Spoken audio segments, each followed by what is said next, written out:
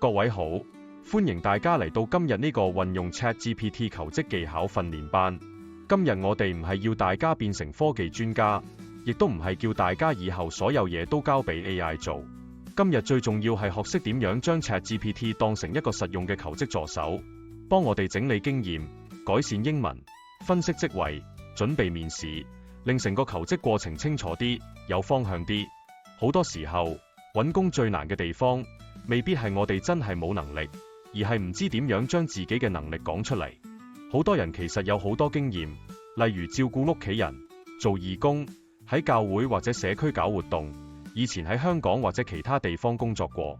不過一去到寫 CV 或者一坐低面試，就唔知點樣用英國僱主聽得明嘅語言去表達。今日我哋就會一步一步學點樣用 ChatGPT 幫我哋將呢啲真實經驗整理出嚟，變成一啲可以放入 CV、cover letter 同埋面試答案入面嘅求職語言。請大家記住一個好重要嘅原則， ChatGPT 係助手，唔係代替者。佢可以幫你講得清楚啲，但內容一定要係真實嘅你。佢可以幫你改句子，但唔應該幫你作經驗。今日我哋會由最基本嘅安全使用開始，然後一步一步行完整個求職流程。今日嘅課程目標，完成呢個訓練班之後，我哋希望大家至少做到幾件事。第一，大家會明白 ChatGPT 喺求職過程入面可以幫到啲乜，同時都知道佢有咩限制。第二，大家會學識用 ChatGPT 分析招聘廣告，揾出僱主真正重視嘅技能同關鍵字。第三，大家會學識改寫自己嘅 CV， 令內容更加貼近你想申請嗰份工。第四，大家會學識寫一封簡潔、真誠、適合英國求職文化嘅 cover letter， 即係求職信。第五，我哋會學點樣準備常見面試問題，特別係用 STAR 方法去回答經驗題。第六，我哋會學點樣叫 ChatGPT 扮演面試官，一條問題一條問題同你練習，之後再幫你改善答案。第七，亦都係好重要嘅一點，就係學習 AI 使用倫理同私隱保護，即係唔好將敏感個人資料、證件號碼、銀行資料或者公司機密輸入去 AI 入面。所以今日唔係淨係學幾句 prompt， 而係建立一套完整嘅 AI 求職流程。你哋離開嘅時候，應該可以拎住一份職位廣告，知道點樣分析，拎住自己嘅經驗，知道點樣轉成 CV， 面對面試問題，都知道點樣練習同改善。今次課程會分幾個部分。引入，我哋會簡單講 AI 可以點樣幫助求職， ChatGPT 基本使用同安全原則。我哋會特別提醒大家，咩資料唔應該輸入去 AI 入面，同埋點樣避免用 AI 作假。分析招聘廣告，呢一步好重要，因為如果我哋冇讀明份 job advert， 之後寫 CV 同準備面試都會好容易失焦。改寫 CV， 我哋會學點樣將一啲普通講法，例如我幫教會搞活動，或者我做過倉務，改成僱主比較容易理解嘅專業句子。撰寫 cover letter， 重點係講清楚你點解對呢份工有興趣，同你有咩相關經驗。面試準備同 STAR 回答法，幫大家回答經驗類問題。模擬面試同即時回饋，等 ChatGPT 扮演面試官，同你逐條問題練習。最後我哋會有總結同個人行動計劃。ChatGPT 基本使用與安全原則。首先，我哋要知道 ChatGPT 可以點樣幫助求職。佢可以幫你整理資料，例如將一大段工作經驗變成清楚嘅重點。佢可以幫你翻譯，例如將中文經驗轉成自然英文。佢可以幫你分析職位廣告，揾出僱主最重視 teamwork、communication、reliability、customer service， 定係 health and safety。佢亦都可以幫你改寫 CV、寫 cover letter、準備面試答案，甚至扮演面試官同你練習。不過 ChatGPT 唔可以代替你，佢唔知道你真正做過啲乜，除非你自己話俾佢知。佢亦都唔係永遠正確，所以唔好將佢生成嘅內容完全唔檢查就交出去。求職文件最重要係真實、清楚、針對職位。如果 AI 寫到好華麗，但內容唔係你嘅經驗，去到面試嘅時候就好容易露出破綻。我想大家記住3個唔好做嘅事。第一，唔好叫 ChatGPT 幫你作工作經驗。第二，唔好用 AI 偽造資格或者證書。第三，唔好未檢查就直接提交 AI 寫出嚟嘅 CV 或 cover letter。仲有一點好重要，就係私隱。用 ChatGPT 嘅時候，唔好輸入 National Insurance Number、護照號碼、銀行資料、完整住址、生日、簽證文件號碼或者前僱主嘅機密資料。如果需要描述自己，可以講得概括啲，例如我住喺 West Lothian， 我以前做過零售，我有教會義工經驗。求職準備其實唔需要將敏感資料交俾 AI。最後，寫好 prompt 通常有5個元素：角色、任務、背景、資料、要求。例如你可以講：請你扮演英國求職顧問，幫我改寫 CV。我想申請 warehouse operative。以下係我嘅經驗。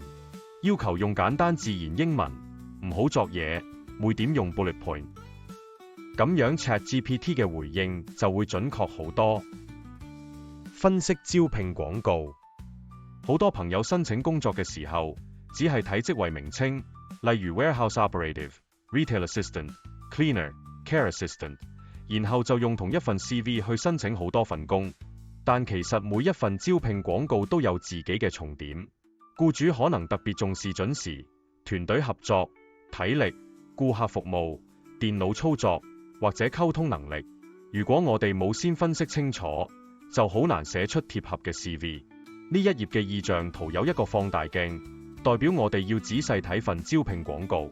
旁邊有 keywords、required skills、responsibilities、matching criteria。意思係我哋要將一份職位廣告拆開幾部分睇。第一，呢份工主要做啲乜？第二，僱主最重視咩技能？第三， CV 應該加入邊啲關鍵字？第四，面試可能會問咩？第五，我哋應該點樣準備？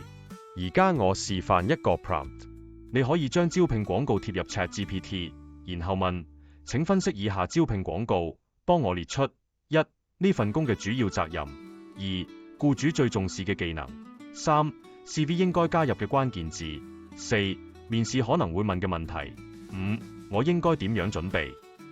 咁樣做有咩好處呢？第一，你會更加清楚呢份工係咪適合自己；第二，你會知道 CV 應該突出啲乜。例如招聘廣告提到 fast-paced environment， 你嘅 CV 就可以突出 working under pressure 同 time management。如果提到 manual handling，你就可以寫自己熟悉安全搬運同遵守 health and safety procedures。如果提到 customer service， 你就要突出溝通、耐性同解決問題能力。所以記住，寫 CV 之前唔好急住寫，先分析份招聘廣告，知道僱主要咩，再決定自己要突出咩。改寫 CV。呢一頁意象圖有 before 同 after， 左邊係一份比較普通、未整理好嘅履歷，右邊係一份結構清楚、重點突出、比較適合申請工作嘅 CV。呢個正正就係 ChatGPT 可以幫到我哋嘅地方。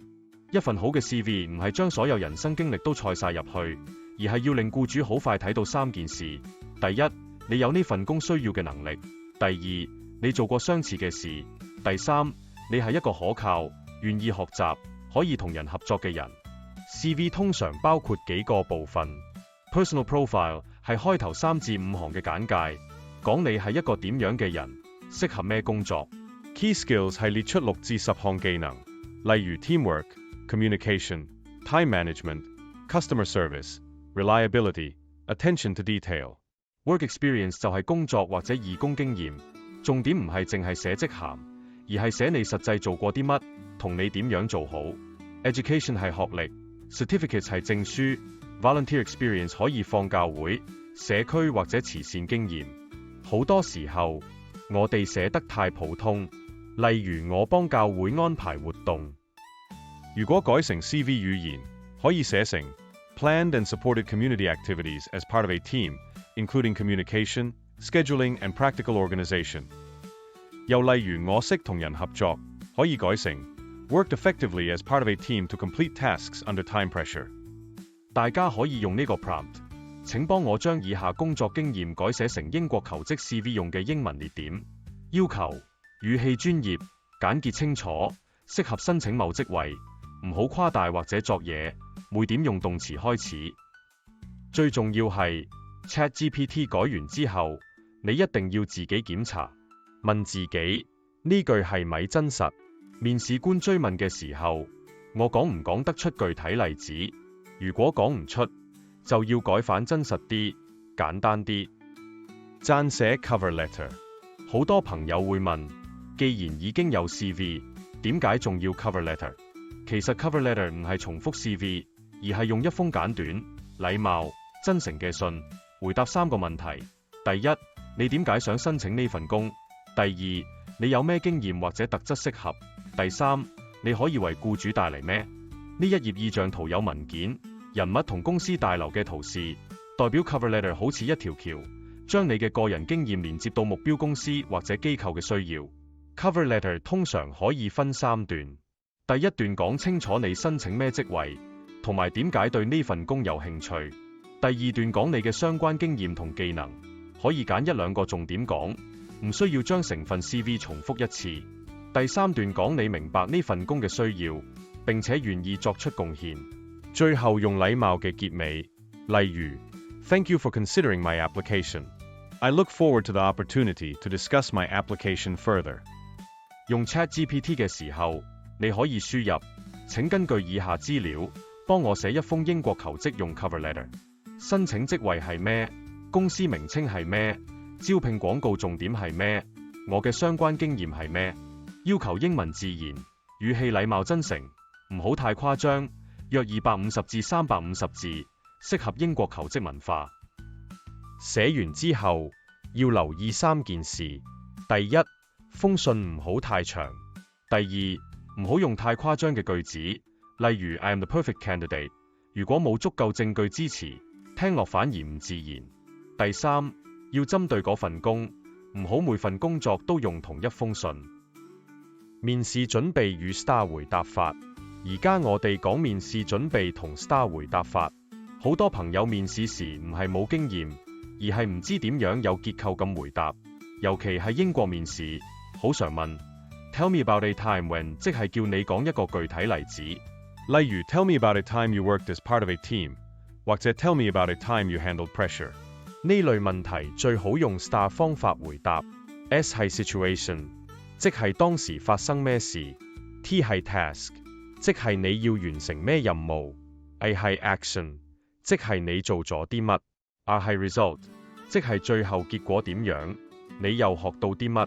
例如問題係 Tell me about a time you worked as part of a team， 你可以咁整理。Situation， 我曾經喺教會或者社區同團隊一齊籌辦活動。Task， 我哋需要分工、安排流程、同唔同人溝通。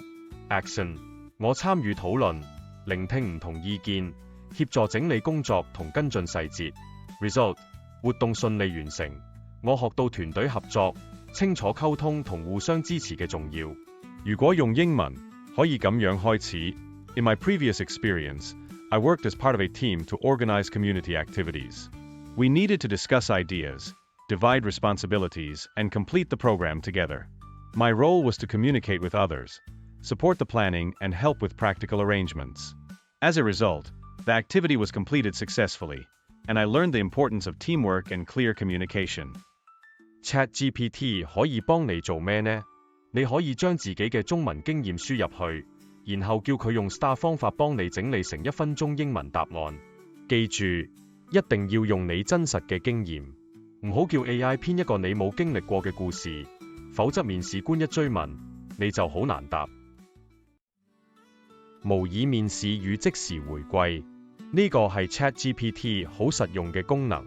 你可以叫佢扮演英國公司面試官，逐條問題問你，你回答之後，佢可以先俾你簡短評語，再幫你修改文法、改善表達，然後再問下一條問題。呢一頁意象圖係虛擬面試，畫面入面有 AI 面試官、對話框同回饋指標，代表我哋可以喺真正面試之前，安全咁練習好多次。好多朋友真正面試時會緊張，係因為平時太少開口練習。如果你可以用 ChatGPT 練多幾次，真正面試嘅時候就會自然好多。你可以用呢個 prompt， 請你扮演英國公司面試官，為我進行模擬面試。職位係某某職位，要求一次只問一條問題，等我回答之後，先俾我簡短評語，然後幫我改進英文答案，再問下一條問題，問題要貼近英國面試情景。回答之後，你仲可以追問，請提供一個簡短版同一個較完整版本，或者請將我嘅英文改得自然啲，但唔好太深，又或者請指出我嘅答案有冇太長、太空泛或者唔夠具體。練習面試時，最重要唔係背熟一篇好完美嘅答案，而係熟習自己嘅故事。你要知道自己想表達咩，然後用簡單、清楚、有禮貌嘅英文講出嚟。第10頁，求職 prompt 工具箱。意象圖，導師提示。導師提示可鼓勵學員將常用 prompt 儲存在手機備忘錄，之後申請唔同工作時可以重複使用。大家可以將呢一頁想像成一套求職用嘅 AI 工具箱，唔同階段就用唔同 prompt。如果你而家睇緊職位廣告，可以用分析職位 prompt， 例如請分析這份 job advert， 列出僱主需要的 top skills， 並告訴我 CV 應如何回應。如果你改緊 CV， 可以用請把我的 CV 改寫成更適合申請這份工作的版本，但不要虛構任何經驗。如果你要寫 personal profile， 可以講請根據我的經驗寫一段4行以內的 CV personal profile， 適合申請某職位。如果你要寫 cover letter， 可以講請根據我的 CV 和 job advert 寫一封300字以內的 cover letter。如果你要練面試，可以講請扮演面試官，逐條問題問我，然後給我改善建議。如果你已經有英文答案，但覺得唔自然，可以講請把我的答案改成自然、簡單、有禮貌的英國面試英文。我建議大家唔好問一次就算。ChatGPT 嘅好處係你可以不斷追問。第一版可能太長，你可以講請縮短到1分鐘內。第一版可能太正式，你可以講請改得自然一點。第一版可能太複雜，你可以講請用B1英文水平重寫。學識追問，先係真正有效使用 ChatGPT 嘅關鍵。因為 AI 第一個答案未必係最好嘅答案，你要學識好似同一個助手合作咁，慢慢調整到啱你用。大家可以將呢一頁想像成一套求職用嘅 AI 工具箱，唔同階段就用唔同 prompt。如果你而家睇緊職位廣告，可以用分析職位 prompt， 例如請分析這份 job advert， 列出僱主需要的 top skills， 並告訴我 CV 應如何回應。如果你改緊 CV，可以用請把我的 CV 改寫成更適合申請這份工作的版本，但不要虛構任何經驗。如果你要寫 personal profile， 可以講請根據我的經驗寫一段4行以內的 CV personal profile， 適合申請某職位。如果你要寫 cover letter， 可以講請根據我的 CV 和 job advert 寫一封300字以內的 cover letter。如果你要練面試，可以講請扮演面試官，逐條問題問我，然後給我改善建議。如果你已經有英文答案，但覺得唔自然，可以講請把我的答案改成自然、簡單、有禮貌的英國面試英文。我建議大家唔好問一次就算。ChatGPT 嘅好處係你可以不斷追問。第一版可能太長，你可以講請縮短到1分鐘內。第一版可能太正式，你可以講請改得自然一點。第一版可能太複雜，你可以講請用B1英文水平重寫。學識追問，先係真正有效使用 ChatGPT 嘅關鍵。因為 AI 第一個答案未必係最好嘅答案，你要學識好似同一個助手合作咁，慢慢調整到啱你用。最後，我哋做一個總結。今日我哋學咗一個完整嘅 AI 求職流程，唔係淨係學一個工具，而係學點樣有系統咁準備求職。第一步，選定目標職位，唔好一開始就亂投好多工作，先揾一份你真係想申請，又有機會適合你嘅工作。第二步，分析招聘廣告，揾出職責、技能同關鍵字。第三步，更新 CV， 特別係 personal profile、key skills 同 work experience 列點。第四步，撰寫求職信，唔好每份工都用同一封信，而係針對嗰份職位作出調整。第5步，準備面試，至少完成3條常見問題答案。Tell me about yourself. Why do you want this job? Tell me about a time you worked as part of a team. 第6步，用 ChatGPT 進行模擬面試，不斷練習同改善。我想大家記住今日最重要嗰句 ，ChatGPT 可以幫你講得清楚啲，但內容一定要係真實嘅你。AI 可以幫你整理、翻譯、改寫、練習，但最重要仍然係你嘅經驗、態度、誠信同願意學習嘅心。今日返屋企之後，請大家完成3件功課。第一，揾一份真實招聘廣告，用 ChatGPT 分析。第二，修改自己嘅 CV Personal Profile。第三，準備3條面試問題答案。如果你完成呢3件事，你已經比好多求職者行前咗一大步。多謝大家今日參與，祝大家求職順利，亦都盼望大家可以善用 AI，幫助自己更有信心、更清楚咁展現自己嘅能力。